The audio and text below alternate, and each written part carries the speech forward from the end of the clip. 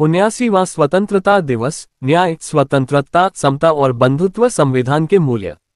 स्वतंत्रता दिवस की पूर्व संध्या पर राष्ट्रपति का संबोधन।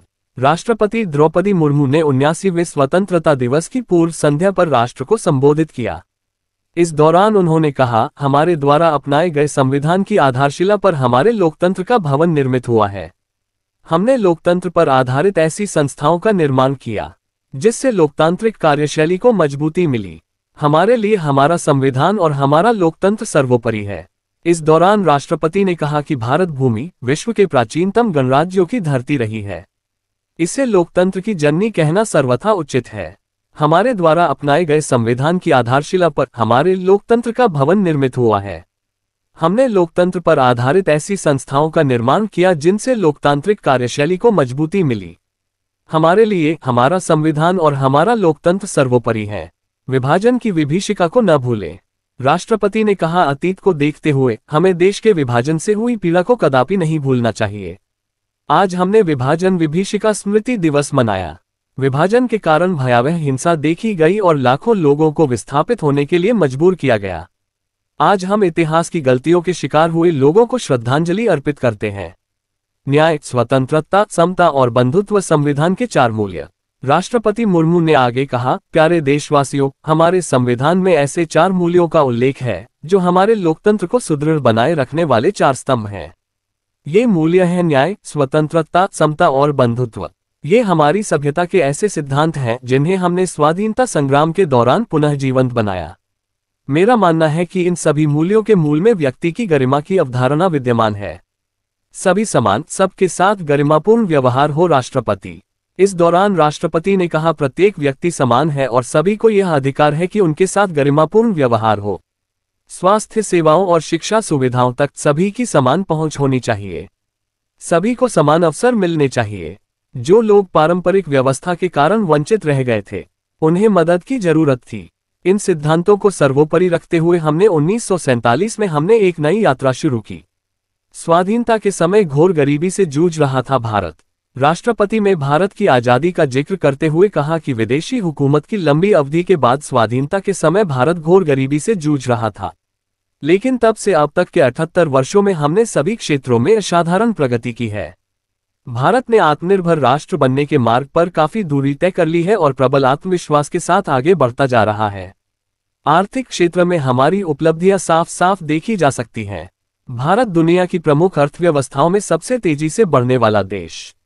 विश्व में भारत की बढ़ती छवि को लेकर राष्ट्रपति ने कहा, पिछले वित्त वर्ष में 6.5% की सकल घरेलू उत्पाद वृद्धि दर के साथ भारत दुनिया की प्रमुख अर्थव्यवस्थाओं में सबसे तेजी से बढ़ने वाला देश है।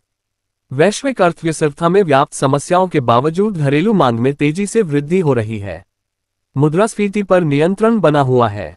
निर्यात बढ़ रहा है। सभी प्रमुख संकेतक अर्थव्यवस्था के मजबूत स्थिति को दर्शा रहे हैं।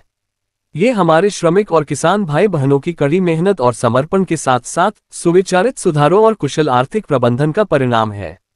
बड़ी संख्या में लोगों को गरीबी से बाहर निकाला गया। राष्ट्रपति ने अपने संबोधन में कहा, सुशासन के माध्यम से बड़ी संख्या में लोगों को गरीबी से बाहर निकाला गया है। सरकार गरीबों के लिए अनेक कल्याणकारी योजनाएं चला रही है।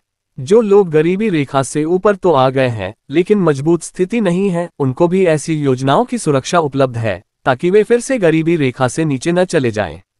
ये कल्याणकारी प्रयास सामाजिक सेवाओं पर बढ़ते खर्च में परिलक्षित होते हैं। आय की असमानता कम हो रही है, क्षेत्रीय असमानताएं भी कम हो रही हैं। जो राज्य और क्षेत्र पहले कमजोर आर्थिक प्रदर्शन के लिए जाने जाते थे, वे अब अपनी वास्तविक क्षमता प्रदर्शित कर रहे हैं और अग्रणी राज्यों के साथ बराबरी करने की दिशा में आगे बढ़ रहे हैं। बुनियादी ढांचे में हुआ विकास। राष्ट्रपति मुर्मू। राष्ट्रपति ने इस दौरान कहा, हमारे अग्रणी व्यवसायियों, लघु एवं मध्यम उद्यमियों और व्यापारियों ने हमेशा कुछ कर गुजरने की भावना का परिचय दिया है। समृद्धि के सृजन के मार्ग में आने वाली रुकावटों को दूर करने की आवश्यकता थी। पिछले 1 दशक में बुनियादी ढांचे में हुए विकास में ये स्पष्ट रूप से दिखाई देता है। हमने भारतमाला परियोजना के तहत राष्ट्रीय राजमार्ग नेटवर्क का विस्तार और सुदृढ़ीकरण किया है।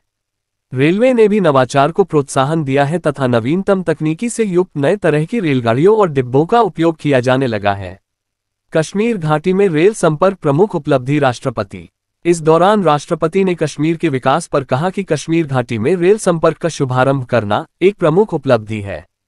शेष भारत के साथ घाटी का रेल संपर्क उस क्षेत्र में व्यापार और पर्यटन को बढ़ावा देगा और नई आर्थिक संभावनाओं के द्वार खोलेगा। कश्मीर में इंजीनियरिंग की यह असाधारण उपलब्धि हमारे देश के लिए एक ऐतिहासिक मील का पत्थर है। शहरों की स्थिति सुधारने पर सरकार विशेष ध्यान।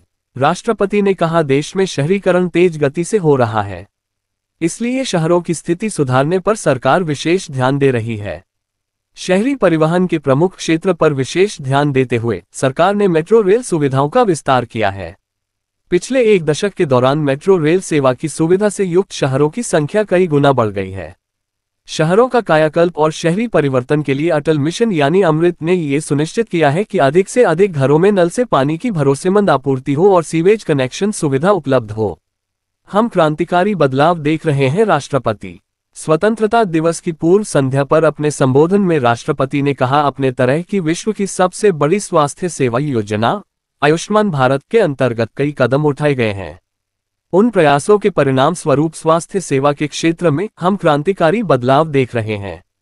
आयुष्मान भारत योजना के तहत अब तक 55 करोड़ से अधिक लोगों को सुरक्षा कवच प्रदान किया जा चुका है। सरकार ने 70 वर्ष और उससे अधिक आयु के सभी वरिष्ठ नागरिकों को इस योजना की सुविधा उपलब्ध करा दी है, चाहे उनकी आय कितनी भी हो। भारत में सबसे अधिक प्रगति सूचना प्रौद्योगिकी क्षेत्र में हुई। राष्ट्रपति द्रौपदी मुर्मू ने 79वें स्वतंत्रता दिवस की पूर्व संध्या पर राष्ट्र के नाम संबोधन में कहा, भारत में सबसे अधिक प्रगति सूचना प्रौद्योगिकी क्षेत्र में हुई है। लगभग सभी गांवों में 4G मोबाइल कनेक्टिविटी उपलब्ध है और इससे डिजिटल भुगतान तकनीकी को बड़े पैमाने पर अपनाना संभव हो पाया है। डिजिटल भुगतान के क्षेत्र में भारत कम समय में ही विश्व का अग्रणी देश बन गया है। इससे प्रत्यक्ष लाभ हस्तांतरण को भी बढ़ावा मिला है। दुनिया में होने वाले कुल डिजिटल लेनदेन में से आधे से अधिक लेनदेन भारत में होते हैं।